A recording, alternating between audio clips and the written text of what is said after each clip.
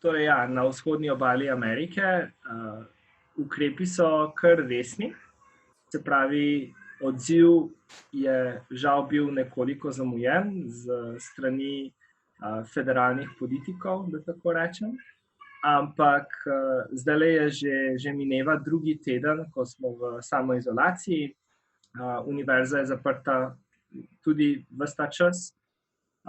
Ne samo za predavanja, ampak je povsem zaprta z izjemo kritičnih funkcij, se pravi laboratorijev, ki imajo resne obveznosti glede vzdrževanja življenja, glede poskusov, ki so neobnovljivi, take stvari, ampak vse ostalo je kompletno zaprto.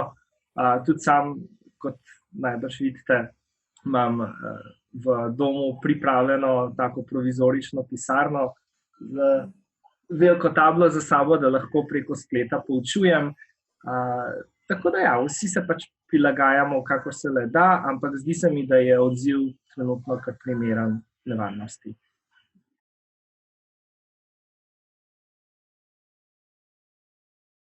Torej, želja je bila poskusiti študentom omogočiti kar se da nemoteno učenje. In sprememba je v tem, da ne morem se zanašati zgolj na to, da predavanja podajajo glavnico znanja. Treba je spisati tudi vnaprej malo več tega materijala, da si lahko študenti doma pomagajo tudi s tem. Tako da predavanja se ponavadi začnejo kakšne 2 dni prej tokrat, da spišem učni program za to uro, ga dan prej pošljem študentom in potem odpredavam preko spleta. Uporabljamo aplikacijo Zoom in zaenkrat zares moram pohvaliti te fante, zelo dobro dela. Je pa res, ja, da prvi dan samoizolacije z ženo sva oba dva profesorja, sva si takoj naročila tablo, tako da se menjavava v tej virtualni učilnici. In zaenkrat kar dobro teče. Vsi razumejo, da pač pogoji niso enaki, kot da bi bili v pravi učilnici. Študenti razumejo, da vsake toliko časa kakšna od naših mul prileti zraven v kader in popestri učenje, ampak razen tega nam pa kar dobro gre. Ni tako, da bi se kdo pritoževal ali da bi imeli kakšne resne težave. In bolj pogosto kot ne zanese tudi na bolj osebna vprašanja tekom ur, se pravi, ne pogovarjamo se zgolj o znanosti, kar je bolj tipično, če smo v učilnici. Pogovarjamo se tudi dosti o osebnih stvareh, o izkušnjah, kako vse to poteka, kakšni izzivi so na moji strani ter na njihovi strani, kako lahko malo program prilagodimo trenutnim izzivom in tako naprej. Kar dosti, se pravi osebno, še toliko bolj kot poklicno, zaradi tega, ker ravno babi ter mami moja sta na obisku tukaj in glede na situacijo se zdi, da bo to pošteno podaljšan obisk, kar je seveda super zaradi tega, ker se lepo družimo in zabavamo in nam ni čisto nič hudega. Sicer pa morate razumeti, da astronomija kot veda je izjemno računalniška veda. Tako da glede mednarodnih kolaboracij, in tukaj seveda štejem tudi Slovenijo, ni nobenih resnih omejitev in nobenih resnih sprememb, glede na to, da večina komunikacije je potekala ravno tako, kot sedaj poteka z študenti.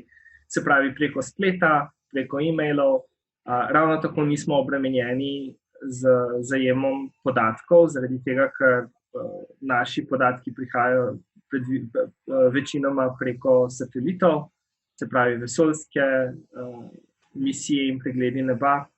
Tako da raziskovanje poteka dokaj nemoteno. Glede stikov z slovenskimi strokovnjaki pa sodelujem seveda z oddelkom za astronomijo na Fakulteti za matematiko in fiziko. In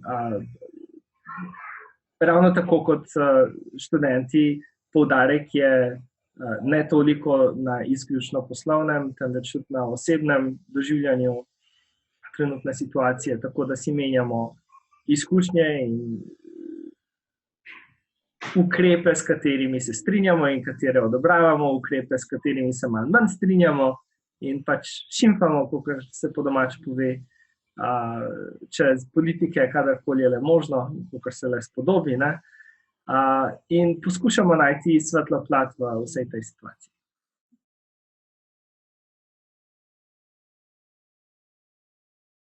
Amerika je posebno mesto,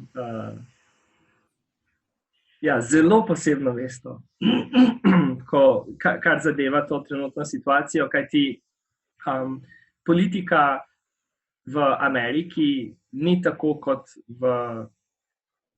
ali pa celo bom rekel, ne samo v Sloveniji, temveč drugje v svetu. Tukaj dejansko gre za športno navijanje, glede na to, na kateri strani sedite, ne, ali ste na levi ali ste na desni, in potem ne glede na prepričanja navijate za svojo ekipo. In zaradi tega ekipa, ki je trenutno na oblasti, ima svoje prioritete, s katerimi se v naših krogih načeloma težko strinjamo. In seveda zaradi tega je zelo preprosto, saj na naši strani, kritizirati odziv trenutne ameriške vlade na dogodke. Hkrati pa, ko se pogovarjam z ljudmi, je pa ta močna dihotomija med tem, kaj se dogaja v politiki, in tem, kaj se dogaja na cesti. In ljudje na cesti povsem drugače doživljajo svet in je izjemno visoka stopnja solidarnosti.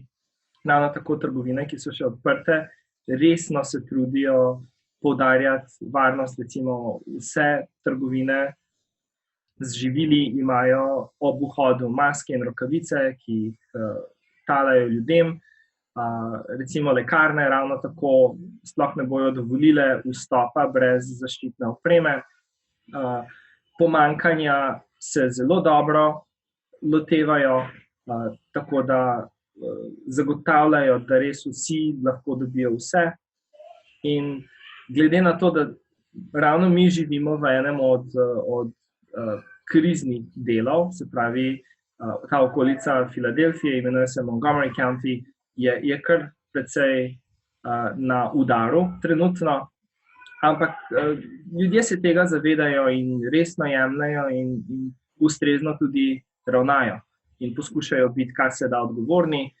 Recimo, seveda ne moremo biti zaprti 24 ur na dan v hišah, tako da se sprehajamo po okolici in vsi se držijo te socialne distance, se pravi, pazijo na to, da ne pridemo preblizu, kajti zavedajo se resnosti, če bi kakšen bil okužen in kako se bi to preneslo.